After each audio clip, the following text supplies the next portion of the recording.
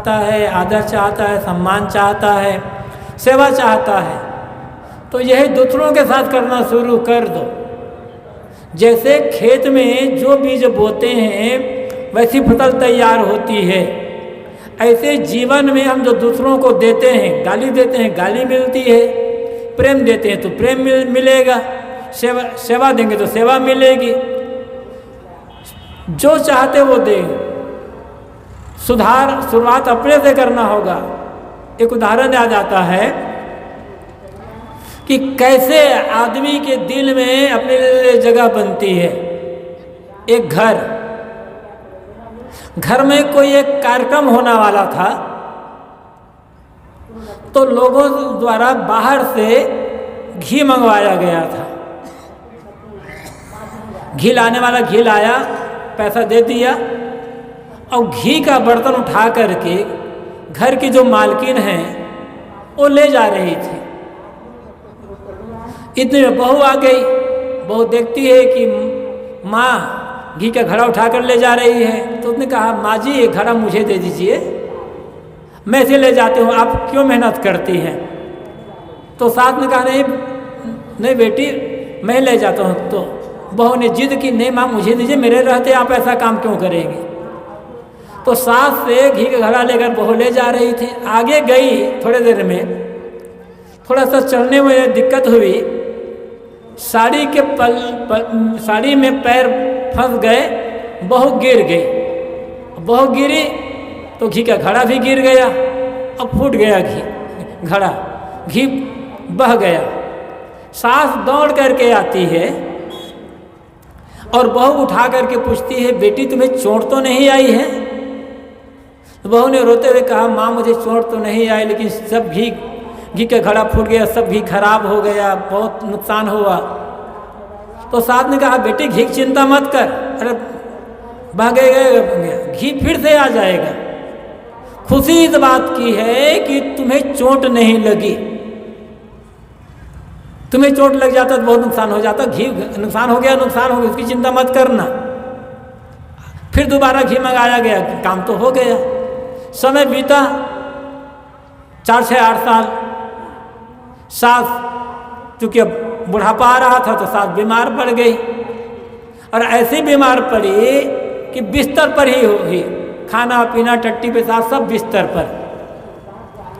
बहुत प्रेम से श्रद्धा से उसकी सेवा करती थी। थूकना भी है तो अपने हाथ में थूक ले करके फेंक देती थी, टट्टी पेशाब सब साफ करती थी, और कई दिन से ऐसे साफ करती रही। बहू के माँ ने सुना कि मेरी समधन जो है वो बीमार पड़ गई है और काफ़ी दिन से बीमार है, चलो देख आती हूँ, मिल आती हूँ। वो आई, 2-3 दिन रही तो देखती है कि उसकी बेटी अपनी सास की खूब सेवा कर रही है, दौड़ करके बहुत प्रेम से। देखती है कि टट्टी पेशाब भी धोती है, सब कुछ करती है। उसे आश्चर्य लगा। एक दिन अकेले में कहती है, बेटी तेरी सास ही बिस्तर पर टट्टी कर देती, पेशाब कर देती, उसमें तो बहुत दुर्गंध आती है, तुम्हें दुर्गंध नहीं आती है। तो उसने कहा, माँ दुर्गंध आती है, मुझे घी की सुगंध आती है। कहाँ से चली थी बात। यदि उस दिन सास डांट दी होती घी के घड़ा फूटने पर तो वो सेवा ना मिलती। चीज का महत्व नहीं है, महत्व व्यक्ति का है, महत्व आपके घर के जो सदस्य हैं उनका है। इसलिए चीज का नुकसान हो जाए तो नुकसान हो जाए, आपस का जो प्रेम है उसका नुकसान नहीं होना चाहिए। आपस में जो सेवा भावना है, एकता, उसका नुकसान नहीं होना चाहिए। ये नुकसान ज़्यादा नुकसान होता है। अब बिना प्रेम के कभी शांति नहीं मिलेगी। जहाँ प्रेम होगा वहाँ थोड़ी चीज़ में भी लोग बड़े आनंद से जीवन जी लेंगे, और जहाँ प्रेम नहीं है तो कोई चीज़ सुख न दे पाएगी। महात्मा बता भी रहे थे आपको, एक कहानी आती है प्रेम के संबंध में। एक सेठ सोया हुआ था रात में,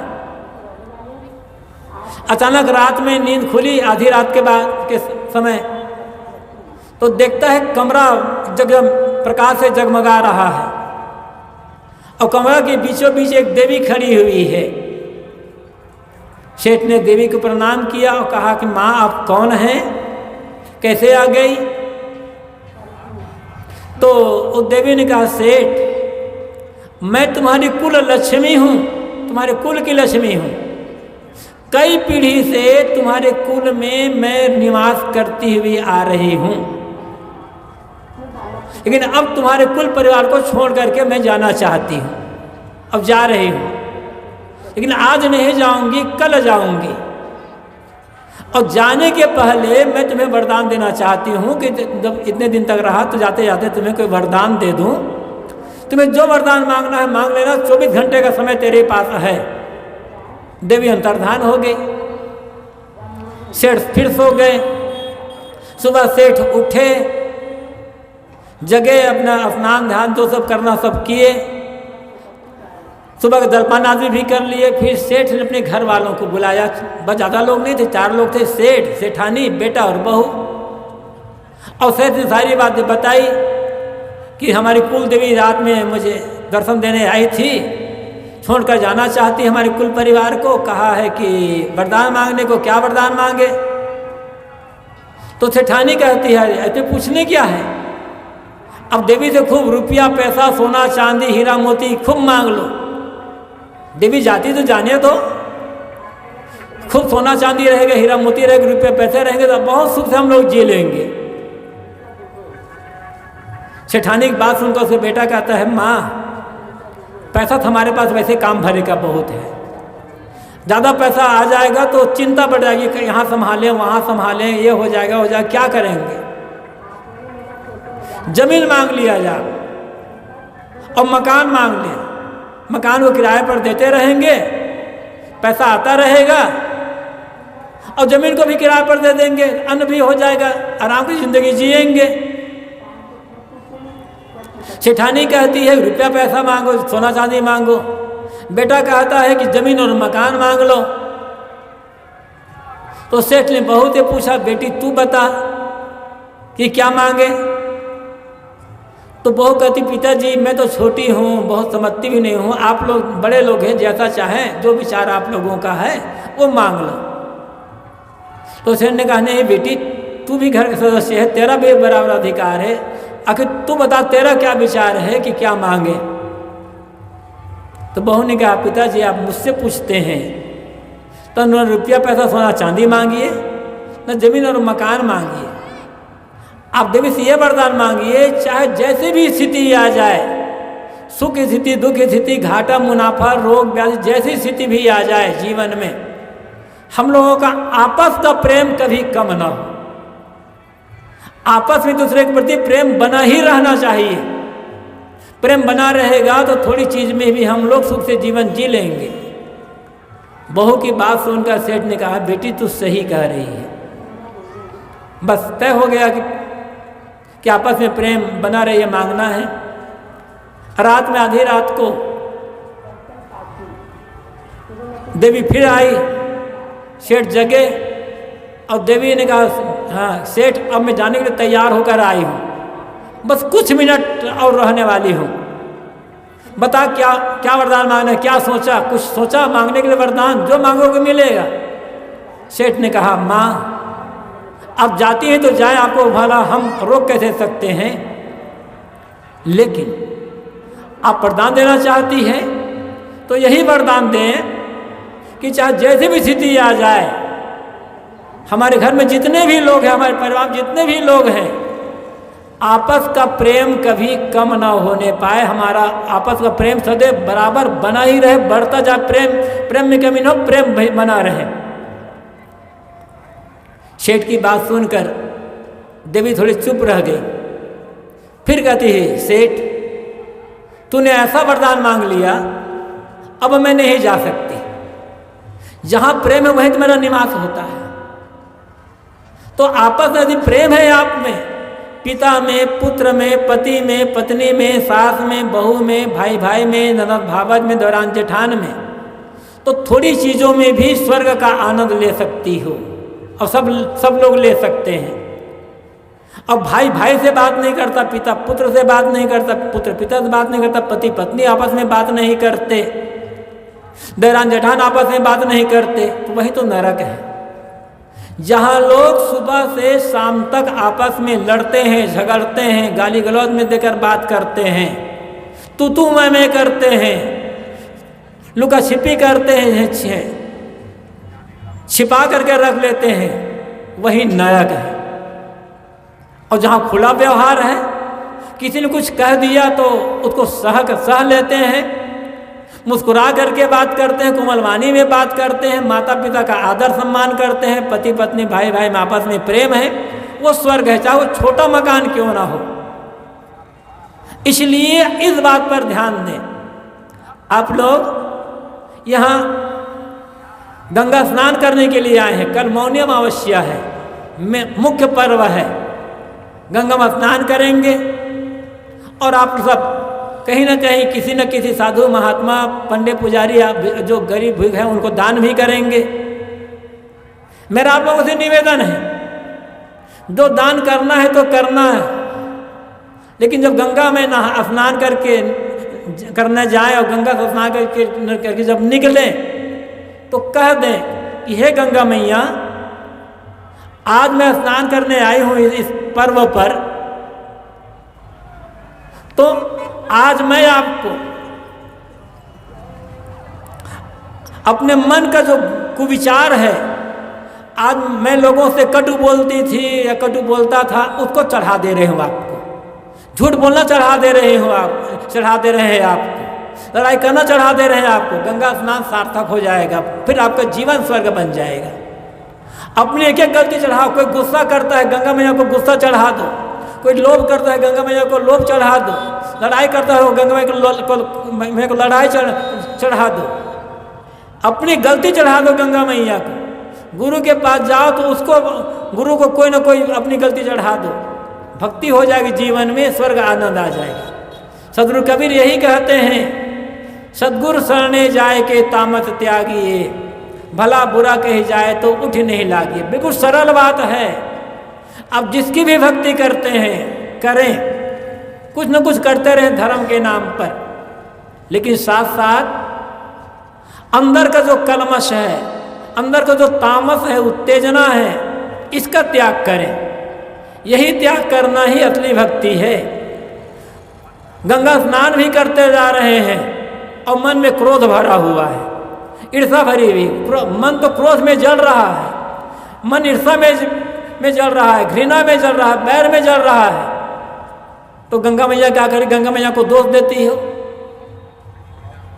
गंगा मैया स्नान कर रहे हैं, गंगा मैया हमारा पाप को काटती नहीं है। पाप कैसे काटेगी गंगा मैया? गलती आप करो और गंगा मैया को दोष दे देते हो। हाँ, यदि गंगा मैया ने कहा होगा आपको कि तुम झूठ बोलो, क्रोध करो, तब तो कोई बात नहीं है, लेकिन उन्होंने तो कहा नहीं, गुरु ने तो कहा नहीं, भगवान ने तो कहा नहीं। इसलिए भक्ति करने का अर्थ क्या है? सद्गुरु शरणे जाए के तामस त्यागिए। गुरु की भक्ति करने का, संत की भक्ति करने का, भगवान की भक्ति करने का अर्थ है अंदर का जो तामस है, अंदर की कड़ता, अंदर की कठोरता, अंदर का क्रोध, अंदर का ज्ञान, इनको दूर कर देना, ये भक्ति का फल होता है। भक्ति का अर्थ होता है मन की सरलता, कोमलता, विनम्रता, निश्चलता, मन की निर्मलता, पवित्रता। वास्तविक भक्ति यही है। और इस भक्ति जब हो जाएगा तो वास्तविक स्नान हो जाएगा। तो साहब कहते हैं अंदर का जो तामस है, क्यों दुख है अंदर में? तामस के कारण। तामस उत्तेजना है, क्रोध है, ईर्षा है, द्वेष, ये सब तो तामस है ना। अब इनका त्याग नहीं कर रहे हैं। जब तक अंदर के हृदय का अज्ञान अंधकार दूर नहीं होगा, तामस कर अज्ञान भी होता है, अंधकार भी होता है। अंदर का अंधकार दूर करो। मैंने एक दिन कहा था, अब गंगा स्नान करते हैं, फिर दिया जलाते हैं, मंदिर में जाते हैं, दिया जलाते हैं, अच्छी बात है, लेकिन दिया जलाने के पश्चात दिया जलाओ, वहाँ खड़े हो जाएं और खड़े हो करके कहें, प्रार्थना करें, हे भगवान, हे देवी माता, हे गुरुदेव, जैसे मैं आपकी मूर्ति के सामने दिया जलाया हुआ हूँ, मुझे ऐसा आशीर्वाद दे दो कि मेरे हृदय में भी ज्ञान का, धर्म का, भक्ति का, प्रेम का दिया जल जाए। और याद रखना, जब तक हृदय मंदिर में ज्ञान का, भक्ति, धर्म का दिया नहीं जलेगा, बाहर कितना भी दिया जलाते रहोगे तो भटका दूर नहीं होगा, दुख दूर नहीं होगा। आदमी भटक रहा है, क्यों भटक रहा है? ज्ञान के अभाव में। ज्ञान वो उजाला है जो हमें वास्तविकता का बोध कराता है। बिना ज्ञान के अंदर का अंधकार दूर नहीं होगा। इसलिए गुरु के पास जाएं, संतों के पास जाएं और उनसे ज्ञान ग्रहण करें। और ज्ञान ग्रहण करके जितने भी गलत कर्म हैं, गलत व्यवहार है, गलत आचरण है, गलत खान पान है, ये सब का त्याग कर दें। सही खाएं, सही बोलें, सही करें, सही विचारें, तब जीवन में शांति आएगी, तब जीवन का आनंद मिले पाएगा। तो साहब कहते हैं, सद्गुरु शरणे जाए के तामस त्यागी। तुम गुरु की शरण में गए हो तो तामस का त्याग कर दो, हृदय का जो अंधकार है उसका त्याग कर दो। और कोई तुम्हें गाली दे तो गाली को उत्तर गाली से मत देना। इतना याद रखना, गाली देने वाला आदमी बड़ा नहीं होता है, गाली देने वाला आदमी छोटा होता है। गाली सुन करके जो सहन कर लेता है, गाली सुन करके जो शांत रह जाता है, वह आदमी बड़ा आदमी होता है। इसी के तो सीख लेना यहाँ आकर के, इसी के लिए तो गुरु की भक्ति कर रहे हैं। गाली दे करके अपनी जबान को गंदी मत करो, गाली दे करके अपनी जबान को खराब मत करो। इसी जबान से हम गुरु कहते हैं, पीर कहते हैं, भगवान कहते हैं, भगवती कहते हैं, नाम जपते हैं, मंत्र जपते हैं, पूजा श्लोक का पाठ करते हैं, धर्म ग्रंथों का पाठ करते हैं। और इसी जबान से हम गाली भी दे रहे हैं, इसी जबान से हम झूठ भी बोल रहे हैं। ये तो साक्षात भगवान का, गुरु का, ज्ञान का, धर्म का अपमान करना हो गया। इसलिए वह कोई आपको गाली देता है तो भले गाली देने दो, लेकिन अपना गाली मत दो। गाली सुन करके शांत रहने वाला आदमी बड़ा होता है। गाली को कोई लेता नहीं है, गाली देने वाले को ही लौट करके मिलती है। आपके घर में कोई मेहमान आता है, मेहमान को आप कोई चीज़ दे दो, मेहमान न ले तो चीज़ किसकी होगी? आपकी होगी। ऐसे ही आपने किसी को गाली दी, उन्होंने गाली तो लिया नहीं, गाली लौट कर आपको मिलेगी। तो देने वाले को ही गाली मिलती है। इसलिए सहनशीलता। महाभारत में वेदव्यास जी ने कहा है बड़ा सुंदर मंत्र, नाहम शब्द पर छपा में किंचित दमम द्वारम अमृत से वेद में। लोगों ने मुझे गाली दी, लेकिन मैं बदले में थोड़ी भी गाली नहीं देता हूं। लोगों ने पूछा, महाराज आप गाली क्यों नहीं देते? तो वेदव्यास जी महाराज कहते हैं, क्योंकि मैं जानता हूं दमम द्वारम अमृत से वेद में। मैं जानता हूं कि अपने मन को मार लेना, झुक जाना, सहन कर लेना, यह अमृत के द्वार में प्रवेश करना है। जो झुक गया वो अमृत मिल गया। जो गुस्सा करता है वो तो उसके अंदर जहर भरा हुआ है। ये ईर्षा, द्वेष, कटुता, कठोरता, क्रोध, गाली, यही तो जहर है। कहा जाता है कि देवता और दैत्यों ने मिल करके समुद्र का मंथन किया था, उसमें से 14 रत्न निकले थे। उन रत्नों में एक रत्न अमृत भी है और एक रत्न हलाहल विष है। ये पुराणों में कथा आती है। हमारे जीवन में देखें, हमारा जो हृदय है यही समुद्र है। इसी में जहर भी है, इसी में अमृत भी है। दया, क्षमा, प्रेम, समता, शील, ज्ञान, भक्ति, धर्म, मीठी वाणी, कोमल वाणी, सरलता, विनम्रता, ये सब जो है अमृत है। और ईर्षा, क्रोध, गाली, झूठ, कड़ुता, कठोरता, ये जितने दुर्गुण हैं ये सब जहर है। करना क्या है? अपने अंदर के जहर को मार लेना है और अमृत को उभारना है। ये अमृत को उभारना यही भक्ति करने का फल होता है। अमृत को उभारना यही धर्म करने का फल होता है।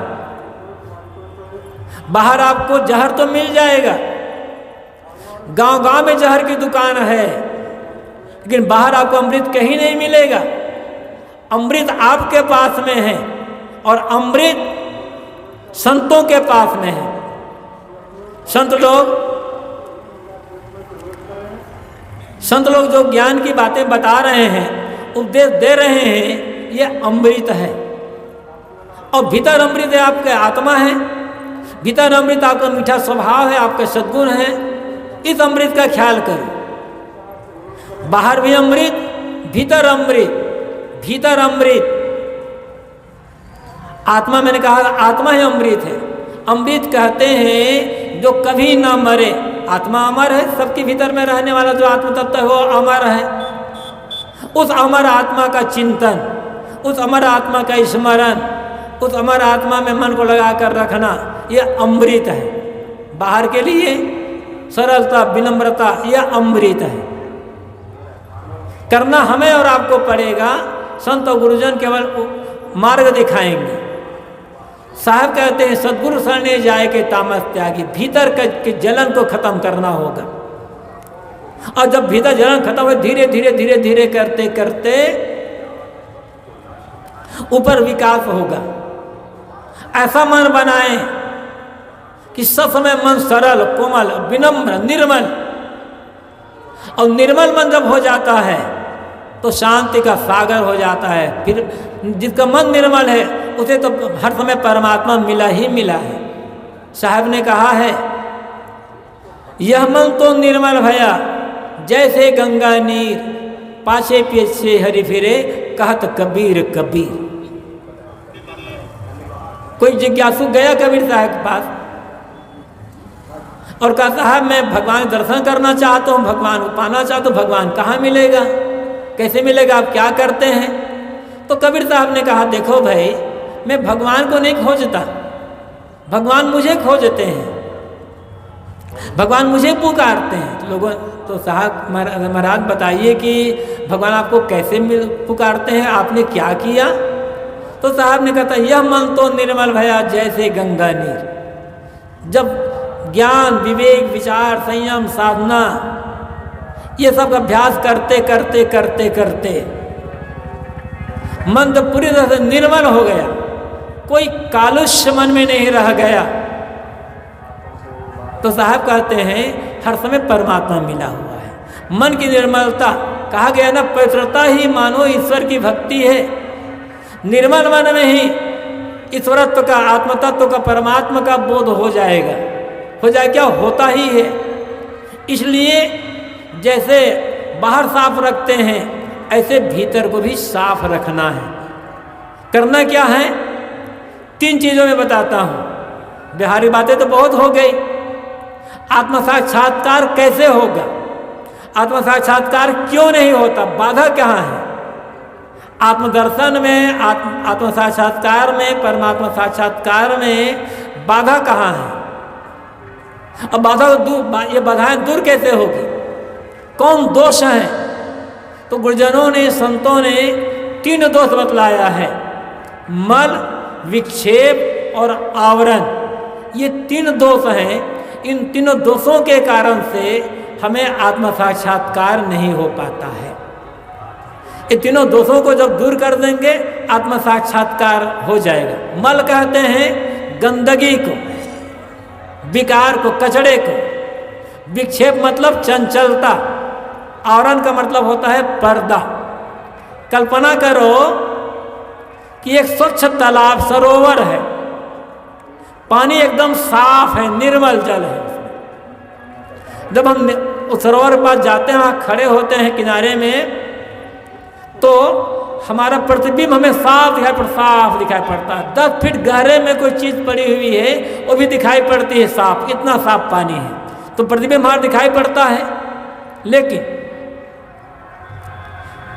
अचानक जोरों की बरसात हो गई, मूसलाधार बारिश हुई। मूसलाधार बारिश में आसपास का जितना कचरा था, गोबर माटी, ये सब उस बारिश के पानी में घुल करके उस सरोवर के पानी में मिल गया। अब पानी मटमैला हो गया, पानी में गंदगी है, पानी मटमैला हो गया। अब वही सरोवर हम जाते हैं तो हमें प्रतिबिंब दिखाई नहीं पड़ता है, भगदा दिखाई पड़ता है। या तो दिखाई नहीं पड़ता, भगदा दिखाई पड़ता है। पानी तो नहीं बरसा, गंदगी तो नहीं है तालाब में, पानी तो साफ ही है, लेकिन हवा चल रही है, इसलिए पानी में लहरें उठ रही है, पानी हिल रहा है, लहरें उठ रही हैं।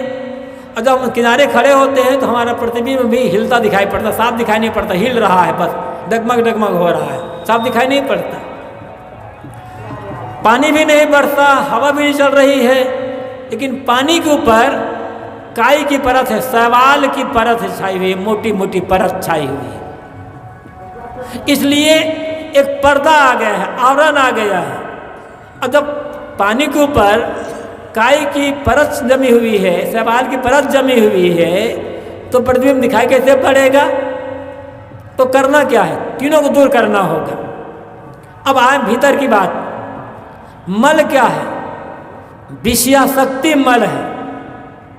देखने की, सुनने की, खाने की, पाने की, भोगने की जो आसक्ति मन में है, ये मिले वो मिले वो मिले, तमाम जो कामनाएं हैं, तमाम जो इच्छाएं हैं, तमाम जो आदतें हैं, यही मल है। और जिसका मन विषयासक्ति में डूबा हुआ है, जिसका मन देहासक्ति में, देहाभिमान में डूबा हुआ है, जो अनेक आदतों का शिकार बना हुआ है, उस आदमी को आत्म साक्षात्कार कैसे हो सकता है? गंदे मन में कभी भी आत्म साक्षात्कार नहीं होता। इसलिए सेवा द्वारा, बस कहना चाहिए त्याग द्वारा, सेवा द्वारा, संयम द्वारा अपने मन की जो विषयासक्ति है, अपने मन की जो गलत आदतें, जीवन की जो गलत आदतें, जो बुराइयां हैं, इनको दूर करते जाएंगे। जितना हम खाने में, पीने में, देखने में, सुनने में, बोलने में, करने धरने में, हर में संयम। संयम का अर्थ होता है उचित। वही देखें, वही सुने, वही खाएं, वही पिए जिन्हें खाने से, मन देखने से मन में चंचलता ना आए, मन में उत्तेजना ना आए, मन में विकारी भावना ना आए। जब तक इंद्रियों पर संयम नहीं होगा, आदतों का त्याग नहीं होगा, गलत कर्मों का त्याग नहीं होगा, तब तक कहीं भी चले जाएं, कुछ भी कर लें, आत्म साक्षात्कार नहीं हो सकता है। तो ये विषयासक्ति मल है। त्याग द्वारा, संयम द्वारा इस विषयासक्ति का, गलत आदतों का, विकारों का त्याग होगा, मन साफ हो जाएगा, बस आत्म साक्षात्कार हो जाएगा, भटकना नहीं पड़ेगा। दूसरी बात, विक्षेप, चंचलता। आदमी का मन हमेशा चंचल बना हुआ है। लोग कहते हैं महाराज ध्यान में बैठते हैं, ये मन ऐसा पापी है, शैतान ये ठहरता नहीं है, क्षण क्षण में भागता रहता है। क्यों भागता? भागना का क्या है? सोचना बिना मतलब की बात। जिस समय जिसकी आवश्यकता नहीं है, उस समय वह बात सोचना, यही मन की चंचलता है। इसलिए सोचने पर संयम करो। जो बीत गया है वो मुर्दा हो गया है, आगे क्या होगा पता नहीं होगा। वर्तमान में जीने का अभ्यास करना होगा। वर्तमान में जीना ही मान लो ध्यान है, वर्तमान में जीना ही यही जीवन है। तो देखो चित्त को, और जो मन में जो विचार आते हैं, जो मन में जो स्मरण आ रहे हैं, उनको देख देख कर छोड़ते जाओ, छोड़ते जाओ, छोड़ते जाओ, छोड़ते जाओ। जितना सेवा द्वारा, जितना हम जब सेवा करेंगे तो सेवा द्वारा चित्त जब शुद्ध होता जाएगा तो इसकी चंचलता भी मिटती चली जाएगी। बिना सेवा के किसी का भी चित्त शुद्ध हो नहीं सकता। और चित्त शुद्धि नहीं है तो एकाग्र कैसे होगा, स्थिर कैसे होगा? वह चित्त को शुद्ध करना होगा। इसलिए जो विचार आए गलत विचार को छोड़ते जाओ, अच्छे विचार में मन लगाओ। पहले अच्छे विचारों के द्वारा जब गलत विचारों का त्याग हो जाएगा तब धीरे धीरे अच्छे विचारों को छोड़ करके मन को शांत करने का अभ्यास करना होगा। तो इस प्रकार से सेवा द्वारा विक्षेप जो चित्त की चंचलता है, फिर अभ्यास करना पड़ेगा। सेवा और अभ्यास द्वारा चित्त की चंचलता दूर हो जाएगी, आत्म साक्षात्कार हो जाएगा। और तीसरा दोष क्या है? आवरण। जैसे पानी के ऊपर काई की परत जमी होती है तो हमें प्रतिबिंब दिखाई नहीं पड़ता है, ऐसे ही हमारे मन पर अज्ञान का आवरण है। मैं शरीर हूँ, मैं ये देह हूँ, और देह के द्वारा इंद्रियों भोग भोगना जीवन का उद्देश्य, यही सबसे बड़ा अज्ञान है। देह तो है लेकिन देह अलग है, जीव अलग है। मैं देह हूँ, देहाभिमान की परत चढ़ी हुई है मन पर। अब यही जो सारे पाप खड़े हो जाते हैं, इसलिए इसका त्याग करना होगा। इसके लिए चाहिए ज्ञान, जड़ और चेतन का, आत्मनात्म का सही बोध। किसी ने बहुत बढ़िया कहा है, इस देह को मैं मानना सबसे बड़ा यह पाप है, सब पाप इसके पुत्र हैं, सब पाप का यह बाप है। सारे पाप कहाँ खड़े होते हैं? देहाभिमान से खड़े होते हैं। मैं देह हूँ, जब मैं देह हूँ तो इंद्रियों द्वारा दुनिया का भोग भोगना जीवन का उद्देश्य है। तो जो आदमी जितना भोगी होगा उतना वो पाप करेगा। चाहे वो धन के लिए करे, भोग के लिए करे, पद के लिए करे, प्रतिष्ठा के लिए, उतना है। सम्मान चाहिए तो पाप करेगा, प्रतिष्ठा चाहिए तो पाप करेगा, पद चाहिए तो पाप करेगा।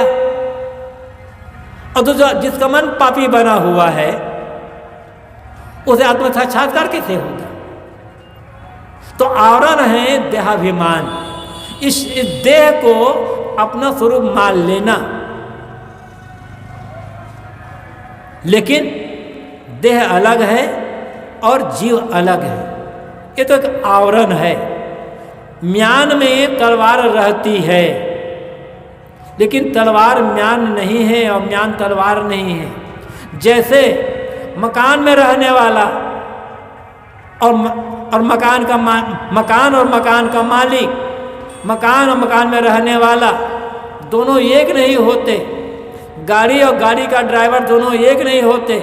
मकान अलग होता है, मकान मालिक अलग होता है। मकान अलग होता है, मकान में रहने वाला अलग होता है। इसी प्रकार से ये देह मानो एक मकान है और हम इसमें निवास करने वाले हैं। हम देह नहीं हैं, हम देह में रहते हुए भी शुद्ध चेतन है। ये बोध होना, ये ज्ञान होना, जब ये ज्ञान में मन टिक जाएगा, आवरण खत्म हो जाएगा, तब आत्म साक्षात्कार होगा। तो भक्ति, वैराग्य और ज्ञान, ये तीन हैं। तरीके अलग अलग हो जाते हैं कहने के। इन भक्ति, ज्ञान और वैराग्य, इन तीनों द्वारा ही मल, विक्षेप, आवरण, ये तीनों दोष खत्म होते हैं। देखो ये प्रयागराज संगम, यहाँ गंगा, जमुना, सरस्वती, इन तीनों का त्रिवेणी संगम। इस त्रिवेणी संगम में आप स्नान करने के लिए आए हुए हैं दूर दूर से। ऐसे ही ज्ञान, भक्ति और वैराग्य की त्रिवेणी संगम में स्नान करिए। अब जो आदमी निरंतर ज्ञान, भक्ति, वैराग्य के त्रिवेणी संगम में स्नान करेगा, उसका पाप धुल जाएगा, आत्म साक्षात्कार हो जाएगा। वैराग अर्थ है, मत समझिए कि केवल घर छोड़ देना वैराग हो जाएगा। घर तो छोड़ने वाले छोड़ते हैं, घर तो कम लोग छोड़ते हैं, अधिकतर लोग तो घर में ही रहते हैं। आप सब तो घर में ही रहते हैं। वैराग का अर्थ है आसक्ति का त्याग, वैराग अर्थ है मोह का त्याग।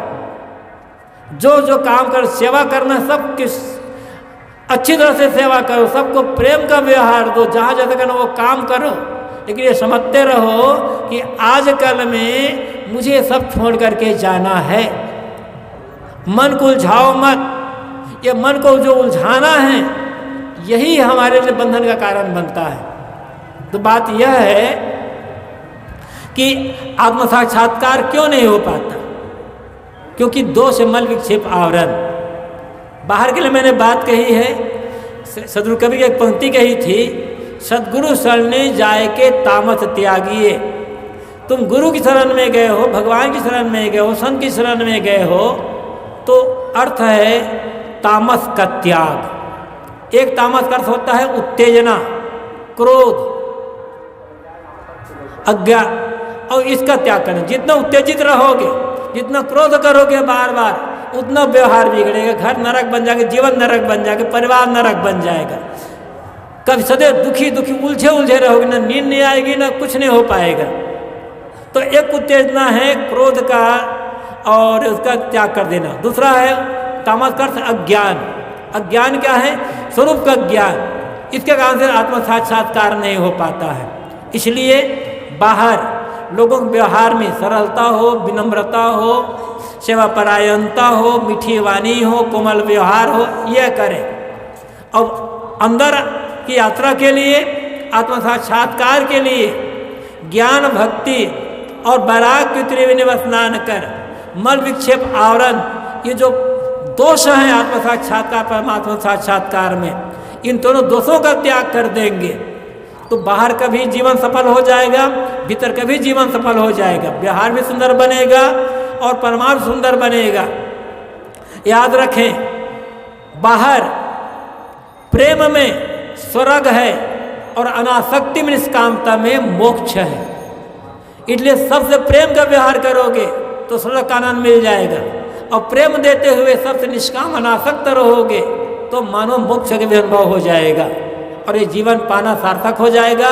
इस प्रयाग संगम में आकर के बड़ी दूर दूर से आप लोग खर्चा जो किए हैं, मेहनत जो कर रहे हैं, जैसे यह त्रिवेणी में नहा रहे हैं, वैसे ही ज्ञान भक्ति त्रिवेणी में नहाएं, मन को निर्मल बनाएं, अंदर ज्ञान को दूर करके अंदर आत्म शांति का अनुभव करें, आत्म साक्षात्कार करके अपने जीवन को सार्थक बनाएं। इन्हीं शुभकामनाओं के साथ आज अपनी वाणी को यहीं पर विराम देता हूँ।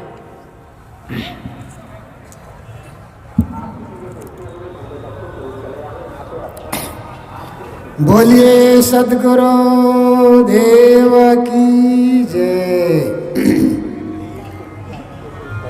अभी हम लोग पूज्य साहब